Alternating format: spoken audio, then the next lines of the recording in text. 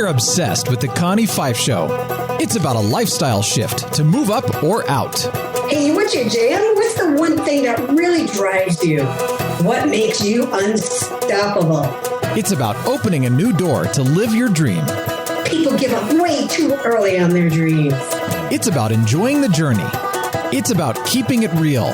Damn, now the interviewee is interviewing the interviewer. I like this. It's all about you. I knew there was something else I wanted to do. Stop taking shit so seriously. Y'all can do this. Take an outrageous look at life and laugh. This is the Connie Pheiff Show. We love your voice. We love your jam. You need to be on radio. And now your host, Connie Pheiff.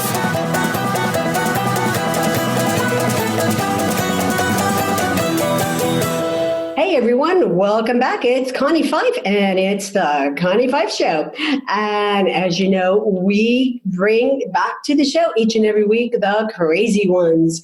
Those that we say are crazy enough to change the world, because you know what? They just do. The question, everyone asks every single week is, especially right now, during COVID, and as y'all know, that this is a pre-recorded show, so we're probably running a couple weeks late with this question. But we're getting a lot of conversations and notes and emails, and people are saying, but this COVID thing is going on, and what should I do with business, and where should I go? And things are looking differently right now, but do not fret. I mean, business is happening, and we're going to talk a little bit about that on today's show and with today's guest. So I just want to jump right in there with that, but I just want you to don't fret. I mean, hang in there. Business is coming back. Speaking is coming back. And there are so many opportunities out there, but you know what? They're new opportunities. You just have to dig a little bit for them. And just reach out to me. I'd be happy to share them with you. But today on the show, we have a guy. He has been named one of the 50 top speakers in the world. He is one of Inc. magazine's top 100 leadership speakers, and he is a member of the Motivational Speakers Hall of Fame. And he's also considered America's #1 influence and impact strategist. So welcome to the Connie Pheiff Show, Chris Widener. Hey, Connie, Chris. I appreciate it. This is incredible. I'm so thrilled that you're here. I followed your work for quite a while, and I had mentioned before we seem to tend to move in a bit of the same circle. Like I said, we just never came full circle and came together. So you're considered America's #1 leadership and impact strategist. So how did you earn that title? Well, it's interesting. Right before Jim Rohn died, if you're familiar with Jim, I got to spend the last years of his life working with him. I did the last video interview of him. We didn't know it was going to be the last video interview, and worked with him. I wrote his last book, a book called 12 Pillars, and he said the endorsement, when I said, hey, would you give me an endorsement that I could use? And he said, sure. And it was, Chris Widener is the leader of a new generation of leadership and personal development experts. And I felt like it was kind of a handing over of a mantle in some way. I have a long way to go. I'm 54, so give me 20 more years. I'm going to work my hardest to do my best. And so it was something that one of the real leaders in our industry said about me. Okay. And I believe that for the last 30 years, I've worked very hard at teaching people leadership, influence, but particularly how to make an impact in their life. And so I'm very excited about helping people figure out how to make a difference in their world, their life, and their business. Some big shoes to fill there. Yeah, I was looking at some of the books that you've written, and one of the 12 Pillars was one of those that I had looked at. And Jim Rohn, a friend of mine, again, for a lot of years. It was really sad when we lost him. So, I was excited when I had seen that you and he had collaborated on a book together. The book that caught my attention that you had written was The Angel Inside. that one really caught my attention. And, talking about, for me, I'm a culture code junkie, and I'm really a champion of working with people and helping them follow their passion and finding the work that they love. But what I really enjoyed, how you take that story, take that business story, and you really have an interesting way of taking that and turning it into a parable.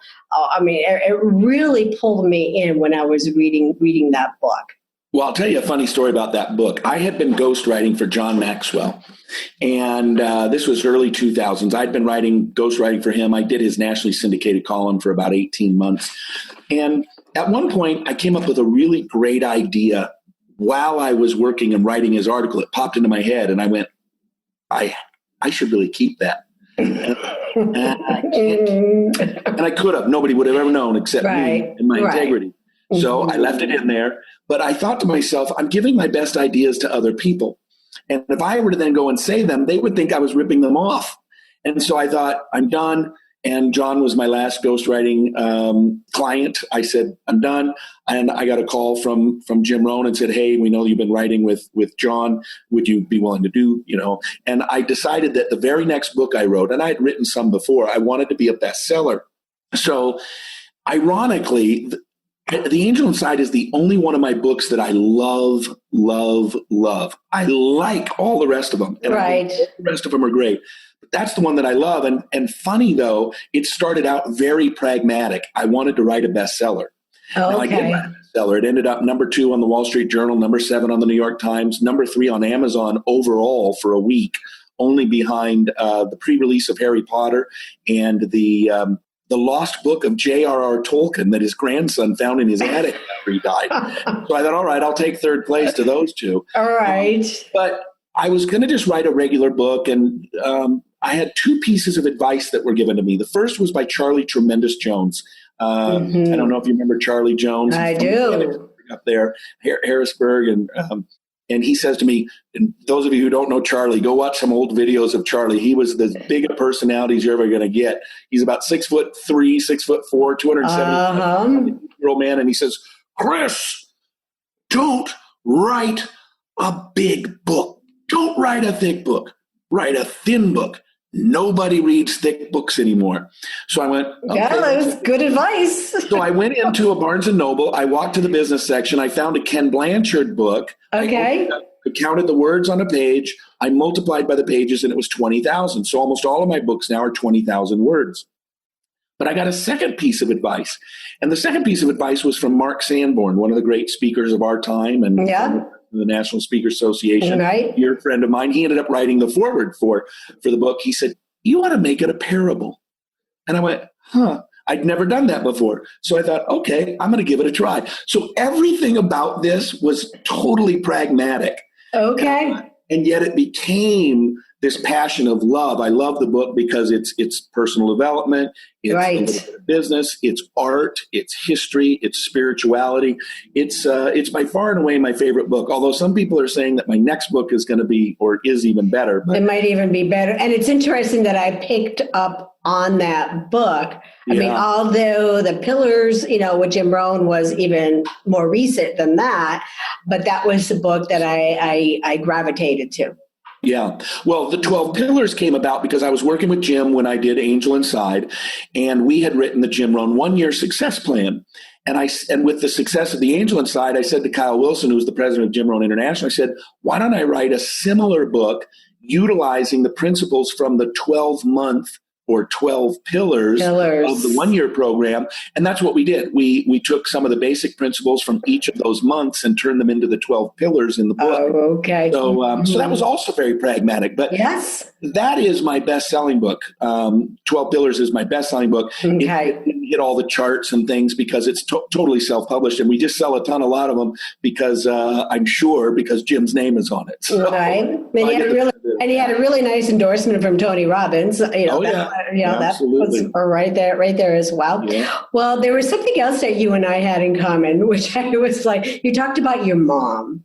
and how your mom, and again, and before she had passed, and my mom and I had a similar conversation before she had passed.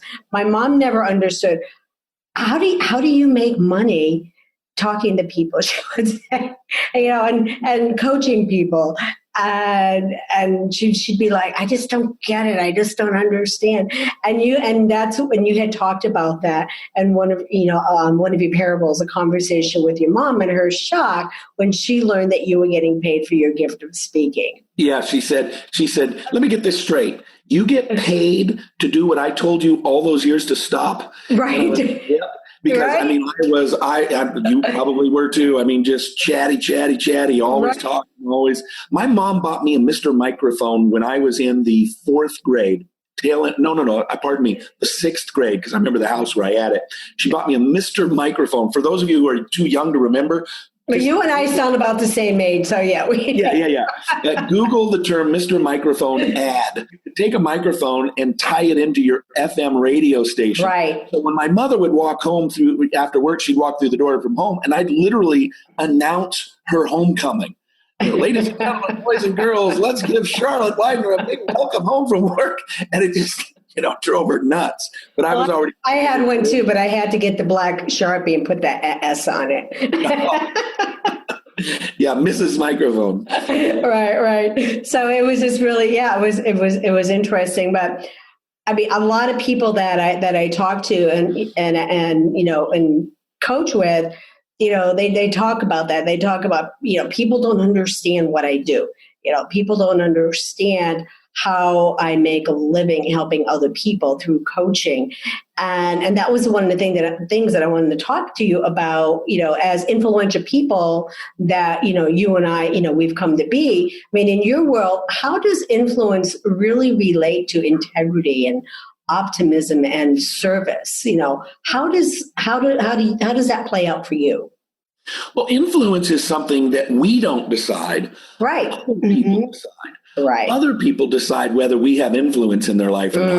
And so our job, and this is the subtitle of my book, The Art of Influence, it says, Art of Influence, subtitle, Persuading Others Begins with You. Right. So the real way to get a deep influence into other people's lives is to work on yourself. Jim Rohn always used to say, work harder on yourself than you do on your job. I say work harder on changing yourself than you do on persuading other people.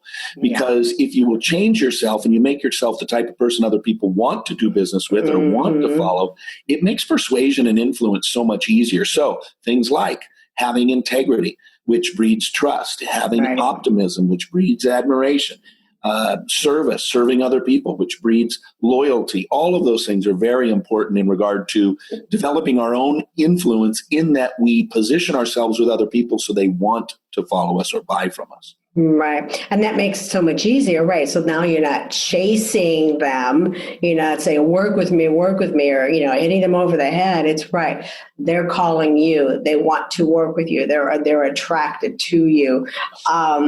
Real funny story. My husband is always saying, people are just so attracted to you. So we're currently, in Gettysburg, and we're right on a battlefield. So every morning I get to go for, several mile walk. So this morning I'm walking and my husband said, look to your left. I'm like, what?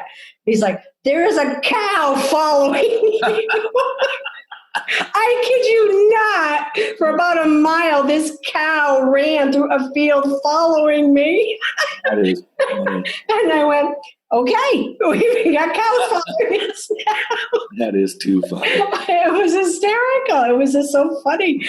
But that is so true, right? People, it's those people that are attracted to us, right? When we have that. The Connie Pheiff Show is heard everywhere. You can find The Connie Pheiff Show on most of your favorite networks. It's time to now recognize and thank our major networks for all of their support. In the house, we have Conscious Business Radio, C-Suite Radio, Transformation Radio, iHeartRadio. We are also heard on Google Play, Apple, Radio, Stitcher, and so many more that I just can't keep up with them all. I'm Connie Pheiff, your Unstoppable Diva. Learn more about our gym and how we can work together at my fancy schwanky website, ConniePheiffShow.com. I'll see you over there. Until then, like, share. Now back to the show. So you do a lot of coaching through the work that you do. So you're a speaker, you're a coach. So what type of coach do you do or do you offer? Yeah, typically executives and entrepreneurs. I only have about 10 coaching clients at any given time. And then I usually do a 1-year-long mastermind with people that we are 5-6 months into now. Got 8 folks in that. We meet twice a month. But my regular one-on-one coaching, typically with entrepreneurs and executives, people who've already achieved some success but want to take it to an even greater level. Yeah. Those are the folks that I really spend most of my time working with. I do have some coaching that I do for speakers who, they want to build their own careers and cut their time frames down and cut their learning curve down. Right. Yeah. That's an important one, cut the learning curve down. Yeah, exactly. I mean, I was a corporate CEO, and after that, I said, I'm going to become a speaker. I didn't realize that there was a really tough learning curve. Yeah. Well, there's just so many nuances to it. Right. That business can help you with by, I remember one of my coaching clients, he just finished up, and he paid me for 6 months or something like that. And I gave him just a couple of changes to make. Right. And he came back to me on the next call and said, those literally paid for my entire coaching. Yeah, it's just those little tweaks or something that somebody says. I remember, I was like, no, I don't need a coach. And I finally gave in and said, yes, I need a coach. And it was just some minor tweaks. And it's like, okay, got it. I know where I need to go. So I hired a coach in the mid 90s. I started speaking in 88. I think it was probably 95, 96. I hired a coach. I paid a guy $7,500 in 95, 96. And it was to completely cut my learning curve on really taking my speaking business to the next level. And it was worth everything. The first thing he did was he doubled my fee. I was charging like $1,500. And he said, you've got to change your fee. And I said, really? Why?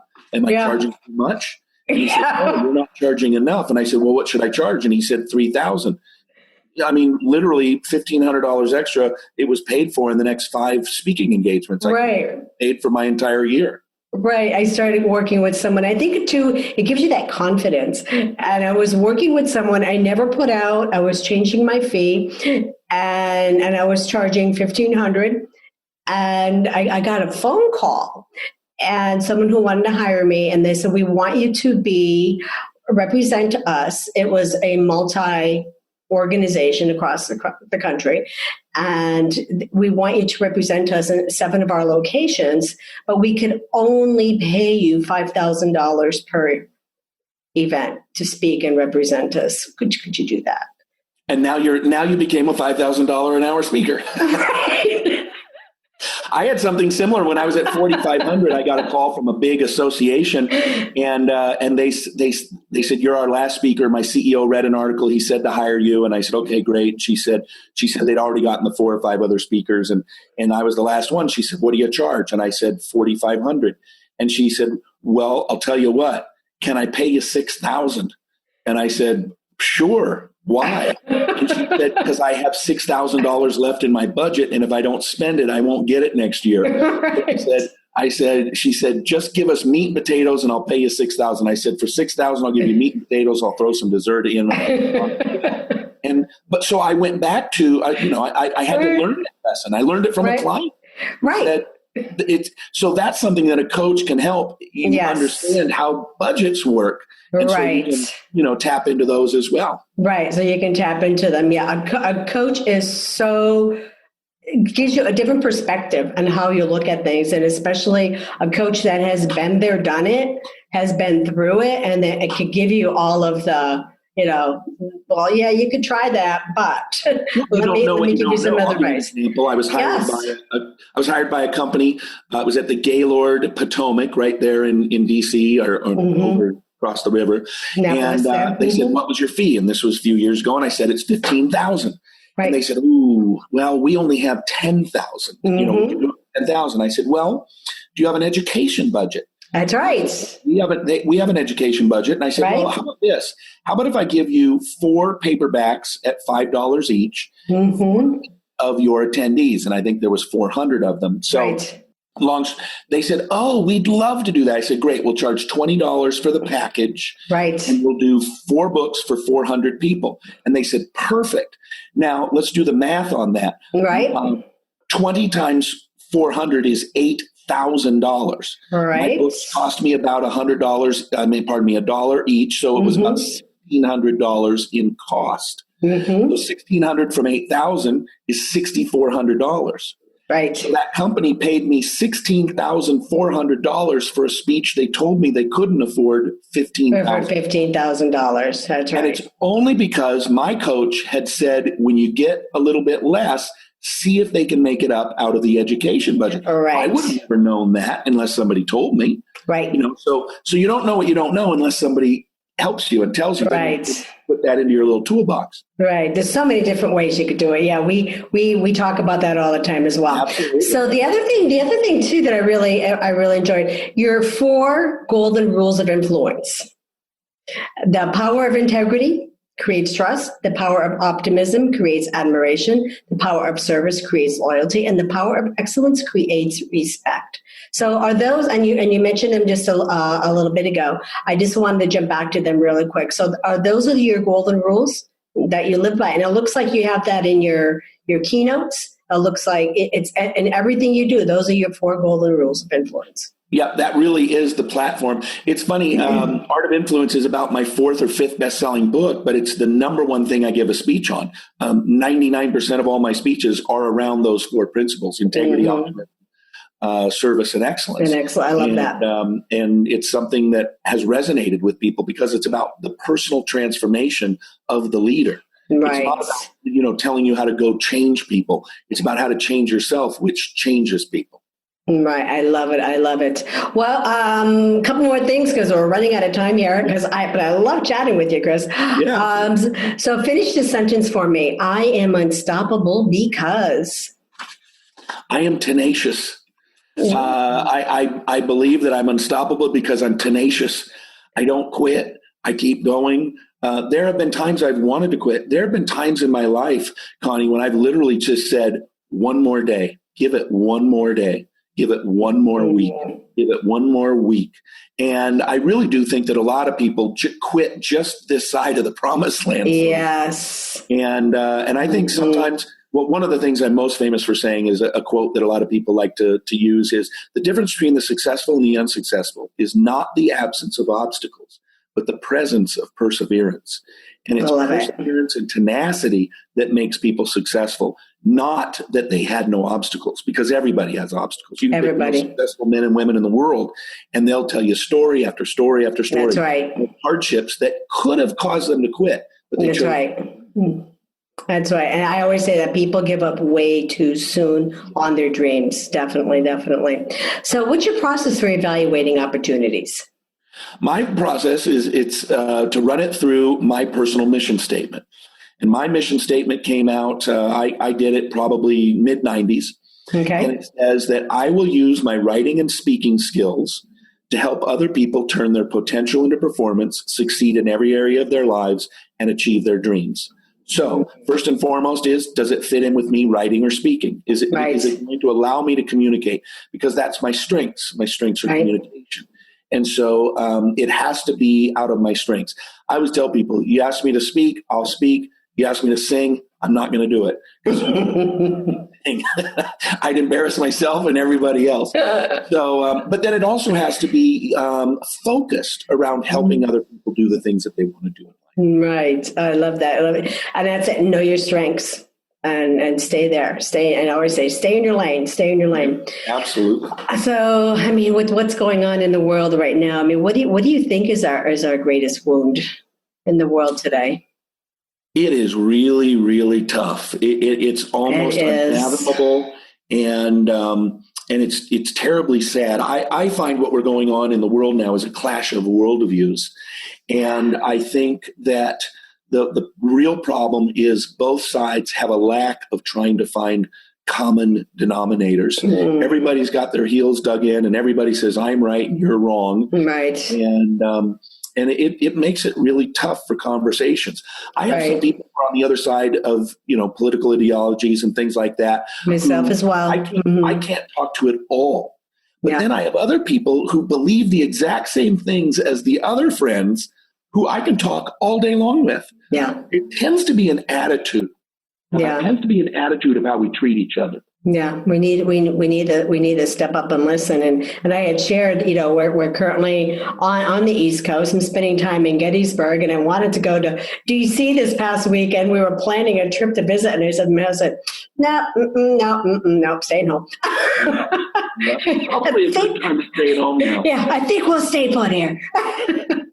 So what do you want the world to hear from you with all of this? As and I keep saying, like, there has to be something, that we can help. So many people are in pain. I mean, what do you want the world to hear from you?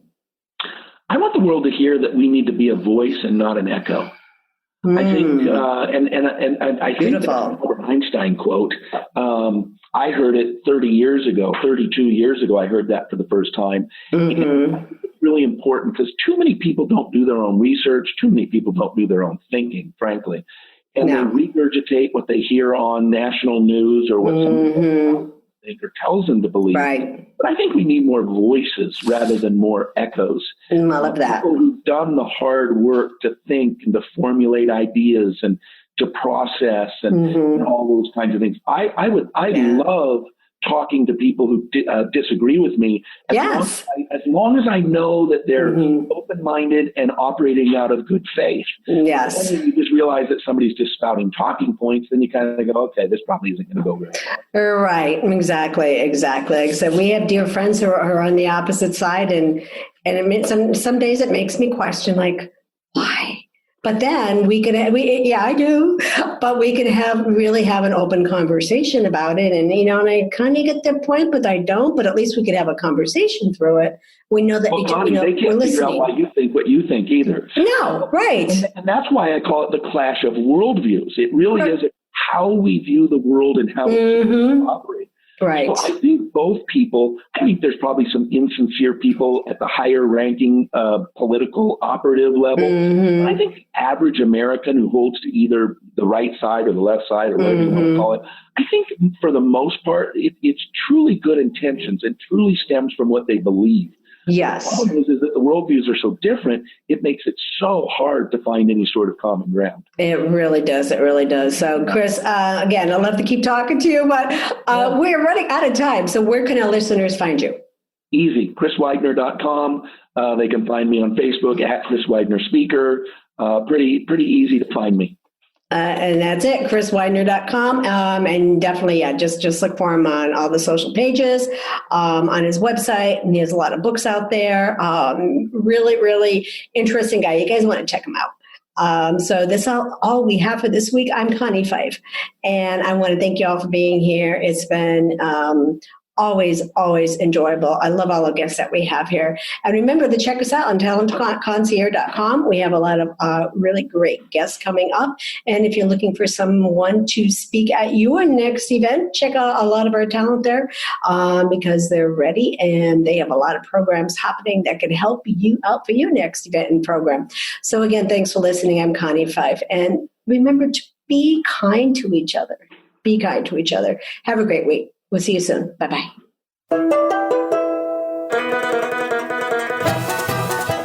Hey, y'all, it's Connie Pheiff.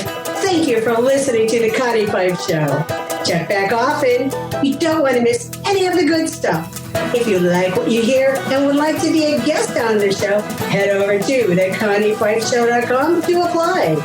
While you're there, check out our amazing advertising opportunities that will put you right in front of your perfect client. I will see you over there. Do yourself a favor this week. Activate your power and be unstoppable together.